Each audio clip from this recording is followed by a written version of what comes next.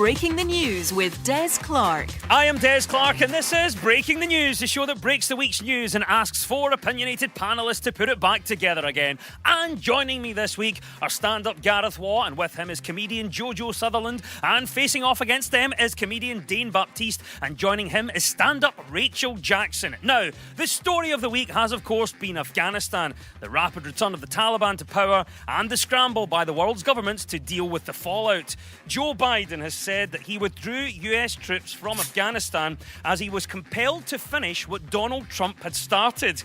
Continuing in this vein, Mr. Biden has revealed his plans to complete the wall in Mexico and asked reporters if anybody has a number for Stormy Daniels. The UK government have been criticised over plans for a new oil field west of Shetland. The Campbell oil field reportedly contains over 800 million barrels of oil, or in layman's terms, just about enough for Jamie Oliver to drizzle over a salad.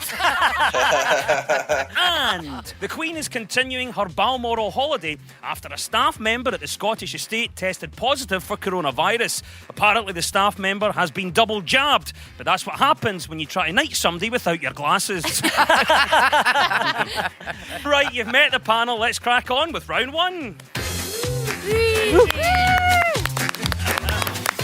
This is the Broken News round, where our teams have to guess the two major stories of the week that have been mashed together into one single news headline. So Gareth and Jojo, can you tell me our first story, please?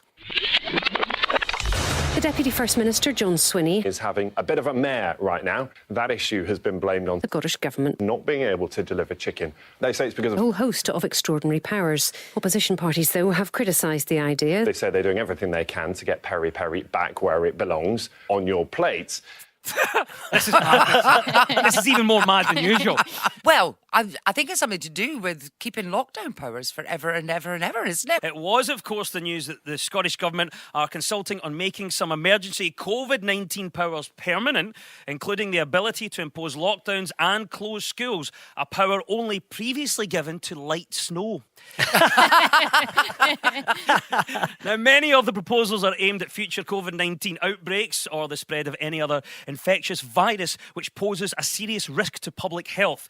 Is this a good thing, or does the whole thing make you a bit weary? I've genuinely come to the conclusion, because Nicola Sturgeon did say that she should be sort of chief mammy. She is chief mammy. And I just think, you're not my mother, Nicola. You know, because my own mother never grounded me for this long, so I'm not having it. And the idea that she wants to ground me for even indefinitely, it's like she's dealing with stroppy teenagers that she doesn't know what. She's just like, this is great. We just can tell them what to do when they do it. Just go to your room. That's what it is. As a nation, have we all been caught drinking Bucky at a bus stop? Yeah. That was happening here. I don't know about it, Gareth. Obviously, we're hearing about powers being extended, maybe permanently. How does that make you feel? Well, I mean, first of all, lockdown powers sounds like Marvel is really running out of ideas for superheroes. You know, like Thanos' plans have been scuppered because he couldn't come up with an evil plot because 6 of them weren't allowed to sit in his garden. That's right. Avengers don't assemble. Yeah, exactly. Yeah.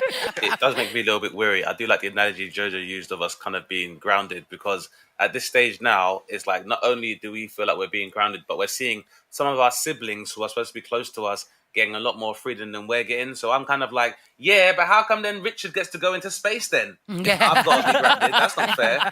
So, what do you think about this then, Rachel? We're obviously looking at lockdown powers getting extended, maybe be made permanent. How does that sit with you? Yeah, it makes me very wary as well, to be honest, especially when I heard about New Zealand going into another national lockdown over one COVID case. That's just wild to me. It's like shutting down Tinder after one bad date. You've got to give people a chance. that's what should have happened. That's what should have happened. You would have been today. Someone should have closed the portal to Tinder. But obviously, we've been in and out of lockdowns. Rachel, what do you say to this? Are we done with lockdowns now? I certainly hope so. I've been double jagged, I've respected it all, but it's at the point now that if I can't go to Amsterdam after being double jagged and proving I don't have COVID, what are we doing? Tell you where we're going. I tell you, we're Here heading we for go. 24/7 airport security living. That's what I reckon. Oh, that's good. Everyone's going to have that glove, aren't they? That glove and everything that you carry around's got to be in a 100ml bottle. I'll put a question to you, Jojo. Were there any benefits of lockdown for you? Yes, there was. There was. I now have a very, very tidy house. Yes. That's because I cleaned it within an inch of its life. I got rid of all my children and I made my husband leave. So, yeah. Well, you can't get cleaner than that. You can't get cleaner than that. Clearing out my entire house. Lovely. I'm left with 2 cats and one of them's cheating on me. It's all good. Gareth, any positives? Can you find any benefits of the lockdown for you? Well, I mean, I got a job, so that was quite nice. Like, I became a key worker. Basically, I found the only way in a pandemic to continue getting a round of applause at least once a week. So, What do you think about this question then, Dane? That for some people there were benefits to lockdown. Did you see any benefits of lockdown for you? I'd like to think that is essentially the biggest benefit was people realizing that what an egalitarian life looks like when we were all in the same boat and seeing how that looks. Yeah. Which I think allowed us a lot more time to scrutinize people who have been put on pedestals compared to ourselves who are equally incompetent in their jobs. Because I've never Speak seen for a yourself. comedian jump into a fridge if their new material that doesn't go particularly well. clearly, you've not been to my show at the Fringe, Dave. Well, at least you paid for the fridge and the taxpayers didn't. Rachel, final thoughts on this to you. We're talking about lockdowns. They may continue. Could you see any benefits of lockdown for you? Well, I think I adopted Jojo's cat. Oh, that's where it's gone. Yeah, because cats do that, don't they? Oh, They 16 cheat all the city time. is, yeah. Yeah, and I met a cat during lockdown. It's like saying I met a boyfriend. I met a cat What? during lockdown. Did you? Yeah, and he used to come because I was living Was with it my on parents. Plenty of Fish? Yes, by March 2022, all legal COVID powers are set to be lifted, finally handing the decisions we make, the choices we take, and control we have over our lives back to Apple. Well done. Yes, the consultation to keep some COVID-19 powers in Parliament is the correct answer. Gareth and Jojo, you get 2 points for that. And now to you, Dane and Rachel. What was the other story we were after? Yeah, I think it's the Nando's thing, because like not getting enough chicken out, having to shut restaurants, supply shortage. Is indeed the news that Nando's has been forced to temporarily close more than 50 of its restaurants after staff shortages hit its chicken supply chain. Food and other supply chains across the UK have struggled to operate normally this summer due to what has been dubbed the pingdemic, which is staff being required to self-isolate if they come into contact with someone with coronavirus. When asked to describe the scale of the shortages, a spokesperson replied, somewhere between medium and lemon and herb. Well, shortages at Nando's. Rachel, are you worried? You know what? I'm starting to think it's the chickens, Des. What do you mean? Like, it's getting blamed on COVID, all the shortages and staff and everyone getting pinged. But I'm starting to think it's the chickens. The chickens have had enough. Because mine KFC had a shortage a while back as well. Yes, that's So right. I'm telling you, the chickens are underground right now, planning it. They've had enough of being killed, and they're going to set up a restaurant chain of their own called Humandos. Humandos. Yeah. I like that. Yeah, I like that. and they're just going to eat humans, and chickens will Yeah. rule the world, and it's about time. There you go. Dane, what do you think about the shortages at Nando's? Are you worried by this? Nando's competes with other chicken establishments like a place called Wingstop, and they specialize in wings. When I said to people, what do they do with the rest of the chicken? Everybody would laugh at me and be like, obviously they don't just take the wings. And I was like, yeah, but the whole place is called Wings.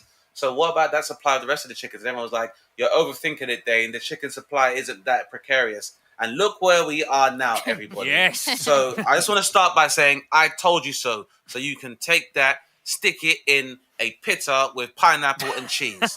Number 1, everyone. Well, Rachel, what do you think about this? We're obviously talking about this new term. Everyone's saying it, the pingdemic. Companies are blaming the supply problems on this. Do you think this is just something we now have to live with? Well, I've got to say this is one advantage of being single and living alone. I've never been pinged, baby. Oh! Never been pinged. There you Because that's go. the thing. If you let people that have got massive families, they've got more chance of being pinged because they've got more relationships. So just stay single, stay alone, and you will succeed. Or don't have the app on your phone and then you can't get pinged. That seems like the Rach, that's a good easiest strategy. solution. There's the That's a great strategy strategy, right Joe. there from It's like Jojo. if you buy cigarettes and the language that tells you that the cigarettes are bad for you is the language you don't recognize, like I buy cigarettes from Belarus and duty free, and it might say like smoking kills. Maybe I don't read Belarusian. It's so weird, isn't it? It's almost like Brexit has been specifically designed to ruin the lives of young people. Like Nando's has gone, that was their only thing. I know. Like I can't wait till they start filming Love Island on Mull. Jojo, what do you think about this then? We're looking at supply chains, shortages, Nando's suffering at the moment. Is this a worry for you? Do you you know what? I just think we're very adaptable, aren't we? We'll find a way around things. And if it means scavenging in a bin, it will be the first time I've had my chicken out of a bucket in the middle of the night. So, yeah, it might just be down to that. Jojo had the original bargain bucket chicken. It was called the green wheelie bin. It never tasted so good. What, Rachel, is the one thing that you couldn't do without? Right, my main thing in the whole world that I love so much and I couldn't live without is dairy milk chocolate. It's just the best taste in the world. But this is going to make me sound so pathetic. I love it so much that I don't allow myself to buy it. Sorry, what? What, you just got to come by it? Well, this is it, Gareth, right? Because I'm like, if I bought it as much as I'd like to, I'd be enormous. So I just have it twice a year, on my birthday and at Christmas. And I just get everyone to buy me it. So I just have like a feast twice a year on dairy milk. That's restraint. Twice a year, she gets bought a 6-month supply. Yeah, exactly. So it is essentially eating it every day. It's amazing. We're finding out so much about our panel. So the question goes to you now, Dane. What is the one thing that you couldn't live without? Broadband? I'd need a router to have my access to the information superhighway because it allows me to do stuff like order things that I can't talk about openly with my colleagues here on a show like this. You're on the dark web, Dean. How are you defining dark? You know, there is a whole spectrum of weather conditions, Jojo. Like, maybe I'm on the dusk web. Let's say I'm on the dusk web. Yeah. I love that. Gareth, final thoughts on this to you. We're talking about supply chains being blocked for things that we love. What's the one thing that you couldn't live without? Probably my dog, I reckon. I love the dog to bits. He's great. My girlfriend's starting to do a weird thing, though. She started calling me daddy. It's dead passive-aggressive, and she talks to me, like, via the dog. So she'll be like, oh, maybe daddy will give you your dinner. Or, oh, maybe daddy will take you out for a pee. And I'm always like, oh, maybe daddy will leave mummy if she keeps this up. So yes, well, the chicken supply chain has suffered profoundly. Nando's are thankfully yet to experience any issues with a vital stock of cheeky, which always goes a long time. Well done, Dane and Rachel. You get 2 points for that. It was the mashup of COVID laws and kinks in the supply chain. And at the end of that round, the teams are all square. Now, so much of our news is about public opinion, and this week we spoke to Scot Squad star Sally Reid and Scottish DJ and entrepreneur Stephen Kirkwood. So, Dane and Rachel, what story do you think Stephen is on about here? I was staying at a hotel in London there. Everything inside the room was controlled by an iPad. The colours of the room, what's on the TV, what height your bed is, closing blinds and boiling kettles. I think I'd be up for that, for sure. I think they'd probably be more efficient down the line, less likely to make mistakes, less likely to get emotionally involved. I think the story is about robot lawyer, like a digital lawyer thing. Yeah, I'll give you that. That's the right answer. Well done, Dane. Yeah, it is the news that a new app that helps users draft legal letters has been described by its developer as the world's first robot lawyer. You tell its chatbot what your problem is, such as appealing against the parking fine, and it will suggest what it thinks is the best legal language to use. Robotic lawyers are now being used to draft legal letters, with one especially advanced model even being used to lead the Labour Party. What do you think about this innovation then, Dane? Do you think this could be the future of the legal profession? I'd say it's pretty good. I mean, I'll be honest, I've never really been too keen about the legal profession, largely because of the presence of human error and its inherent bias. So I think having a artificial intelligence which can reference like more archaic terms in the legal system, like habeas corpus and, you know, capitis domine, then I think it'd be very beneficial. So, yeah, anything that can help people. Do you know what? I was learn about amazed the by law. hearing that Latin there. I didn't know if I was watching Harry Potter or in Midnight Mass. What do you make of it, Rachel? Do you think this sort of app, the robotic lawyer, could be the future of the legal profession? Yes, because mind that film Liar Liar, where Jim Carrey played the lawyer who couldn't lie? Yes. Iconic. And I thought that was the best representation of a lawyer ever. So imagine getting a robot version of Jim Carrey representing you. Like if I was in court going down for something, you know, it'd be like one last laugh. Jim Carrey. Just a rubber-faced lawyer. robot. Yeah. Alrighty She's then. not guilty. This is amazing. This took a turn that nobody was expecting. That's amazing. Okay, so that's good. I can see some positive vibes from you, Rachel, towards us. What do you think about this then, Jojo? Robot lawyers. Are we looking at the future of the legal profession? You know, when solicitors are they go up against each other, the prosecutors and the defence, and, they tore strips off one another. I took them to pieces. You can literally take your lawyer to pieces. It's like, Brilliant. If he loses the case, you just come out with a screwdriver. What do you think then, Gareth? We're talking about robotic lawyers. Is this the future of the legal profession? I mean, it depends. Like, what can the robot all do? Like, can it also play golf with a judge? Because then that would be fine. So does this sort of app make the law accessible to everyone? I don't know. I can't even afford an Alexa, so I very much doubt it. Do you know what I mean? Like, and also, like, if you are a young person, you've had to talk older people through technology, you'll know that it's not accessible for them. Like, the amount of times that my granddad joined Zoom meetings and his name was the password of the Zoom meeting, I could just see him, like, putting his, like, ask for his name and it just says the crime that he's committed instead. It's like, please welcome the murderer. Yeah, exactly. I did it. Sorry. I was there. Dane, question for you. What would you like a robot to help you do? Yeah, I'd like a robot to represent me legally. And then maybe if things don't go very well, do the time for me as well. Yes. A robot lawyer could make it easier to write and send a legal letter. Well, up until the point you need to connect the robot lawyer to a printer. Good luck with that one. The app that helps you with legal issues is the correct answer. And 2 points go to Dane and Rachel. Right to you, Gareth and Jojo. What do you think Sally is talking about here? I had one that said, do not touch ever. Like, my brother wasn't allowed to touch it. Nobody was allowed to touch it because it was my all-time favourite. And then I discovered that it had been ruined by an episode of Brookside. I think it's about the videos. They're trying to rescue videos. Yeah, it is the news that a VHS movie buff has made a 600-mile round trip to collect 20,000 tapes before they went to landfill. Andy Johnson, who runs what is said to be the UK's last video shop, drove from Liverpool to Dundee on Wednesday to rescue the Mammoth Haul. The donor George says he no longer needs the videos as most people in Dundee have now upgraded to Laserdisc. The only thing I definitely do know is that some of my very early gigs are on VHS tape, and I genuinely would like all of those destroyed. Gareth, here we go. We're going retro, and VHSs are back, certainly for one collector. Is VHS the new vinyl? No, absolutely not. No, Straight in. like, no, it's not. It's not at all, right? See this guy that's like, so it was 600 miles he travelled for 20,000 VHS tapes, right? See, if you're going to live in the past like that, you got to live in the past fully, right? Yeah. I hope he took a horse to Dundee.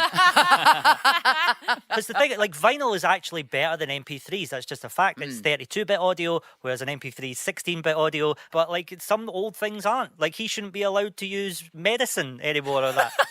Live in the 80s if you're going to be in the 80s, mate. But then I just want something out about the VHS thing and why we didn't see it before as an intelligent group. This guy has gone to pick up all these VHSs. Think, why would he pick up so many? 80s, VHS, £250 for everyone sent in to You Been Framed. He's going to get a nest egg. That's gold. We have uncovered his business plan and it is genius. What do you think about this idea that maybe some things are better watched on tape? Well, I had a massive VHS collection when I was a teenage girl because that's when I really got into film and all that. And I was obsessed with Fight Club. Well, I don't think it was really meant for teenage girls, Fight Club, but I pure loved it. But having to rewind it to get back to like that first initial shot of when Brad Pitt gets his top off, the amount of times I had to rewind that. Was that the one really worn bit of tape? Yes. Can I just say, for many reasons, you're really not meant to talk about Fight Club. I know, you've ruined it. Not I know. You're not allowed to watch it, not allowed to talk about it. But obviously we're talking about things coming back from the 80s with this collector. But what other thing from the 80s would you like to bring back? Ambitious women being supported through extra padding. Shoulder pads were the thing. all on the 100%. shoulders, Look wasn't at them, it? I'm still wearing them. Got my shoulder pads on right now. There we go. A love for the VHS tape is the right answer. And 2 points go to Gareth and Jojo. You're tuned to Breaking the News on BBC Radio Scotland with me, Des Clark. Now, this round is all about who's in the news. So I will play you a clip of a mystery person. All you have to do is tell me who it is. So Gareth and Jojo, you're up first this time. Who is this? I hope it doesn't sound like an arrogant thing, but I did expect more. I came in on the back of a really good amateur record, and I was used to winning. That was Mark Allen, wasn't it? The snooker player. It's the right answer. And why are we talking about Mark Allen this week? Because he played in a competitive match against his ex-partner, Rhiann Evans, and it was spicy. It was very spicy, Yes. and it is the right answer, Gareth. Snooker star Mark Allen is in the news this week after he defeated Rhiann Evans 3-2 in the British Open. Allen and Evans are former romantic partners, and the pair were meeting for the first time as professionals and in a ranking tournament. It is always hard to watch a couple break so publicly, but to be fair, that is the only way to start a frame. It was dynamite. I'm a massive snooker fan. I did watch this, and she was so unlucky. She was just one shot away from winning in the end. Mark Allen did win the match, but the whole narrative behind this was fascinating, even for non-snooker fans. Do you think, Gareth, competing against an ex would make you more competitive? Yes, unless it was a custody battle. I'm not sure if that was up for grabs in this match. Well, Jojo, let's ask you this one. We're talking about two exes. Oh, I would worry where I put the snooker cue. It was fascinating. Yeah, people getting excited about snooker. It doesn't always happen, Rachel. What do you think about this idea? Playing or competing against an ex, would that make you more competitive? Definitely. I'm like William Wallace when it comes to my ex-boyfriends. Like, my need to sort of succeed against them is like verging on psychopathic. You just call William Wallace a psychopath. What a patriot. Yeah. It would be like the Battle of Culloden. Really? Yeah, me playing against my ex, and I would have to win. Otherwise, I'd have to call up Jim Carrey. Jim Carrey's now in Braveheart for some reason in my head. Alrighty then, let's take Stirling Bridge. There's an impression I haven't pulled out for 20 odd years. Is that what you want to bring back from the 80s? Oh, yeah, exactly. That's one that should have been left there. Dane, what do you think about this? Competing against your ex, would doing that make you more competitive? But I guess it depends on the circumstances of you guys uncoupling, because I feel like I have had issues with an ex whereby, because we were both in the same industry and one appeared to be doing better than the other, that kind of caused tension in the first place. So for me, I mean, I would just continue as usual to outperform my ex anyway. Dane says it like it is. Dane, we said we wouldn't talk about this publicly.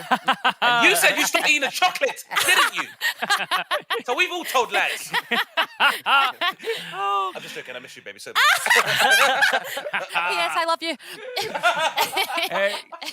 Gareth, what do you think about this? People talking about snooker this week, maybe for the first time in a while. Do you think this is a good way to spice up snooker? I don't consider it a real sport, to be honest. Like, anything that you're at your peak at after 2 pints should not be considered a sport. Here's a question for you. What are you better at than your ex, Jojo? Keeping a tidy house. Spotless now, isn't it? Absolutely. Dane, final thoughts to you. What are you better at than your ex? Loving myself.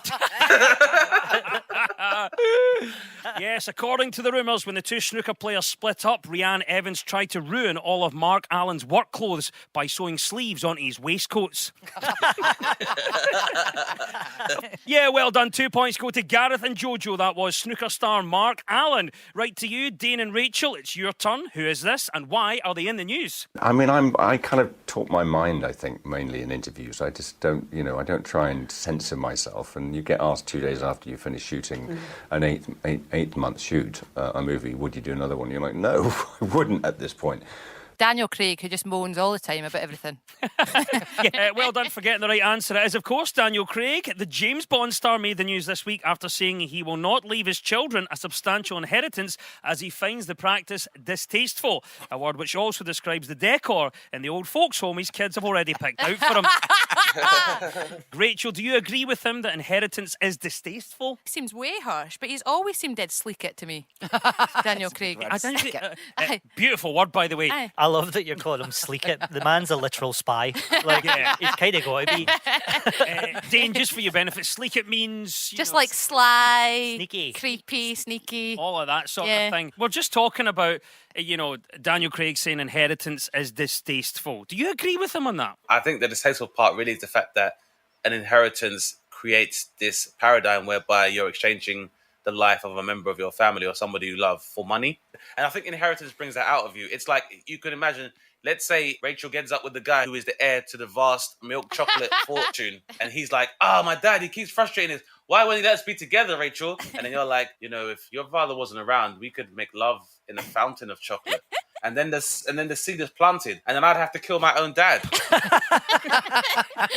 Hey, Gareth, what do you think about Daniel Craig's comments that inheritance is distasteful? Do you buy into this argument, Gareth, that this is good parenting? I mean, probably, but it can go too far the other way. You mean you might starve your child of attention and then end up going on a serious topical news panel show to seek validation from strangers? So hey, it's even worse if you go on it every week.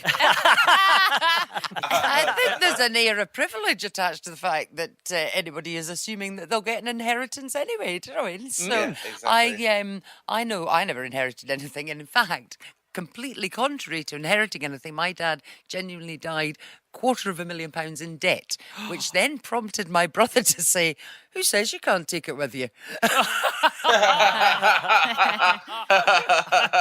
Talking of inheritance, what have you inherited? Male pattern baldness and a nice chain. It's all you need in life. Daniel Craig has said that he doesn't plan on leaving his children a fortune. Instead, he aims to get rid of it or give it away before he goes. Yes, definitely sounds like someday. Didn't he get a Toblerone this Father's Day?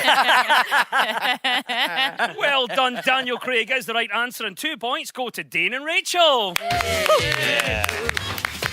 And it's time now for our final quickfire round, which is all about deciphering the numbers in the news. So I will read out a headline. All the teams have to do is fill in the blanks. So get ready, teams. When we run out of time, you'll hear this. Does it do anything to spice up your life? There we go. That is Nihal Arthanaika there, starting up a Spice Girls tribute act. Right, let's go, teams. Here we go. What will be gone by 2033? Television opportunities for me, because I'll be 45.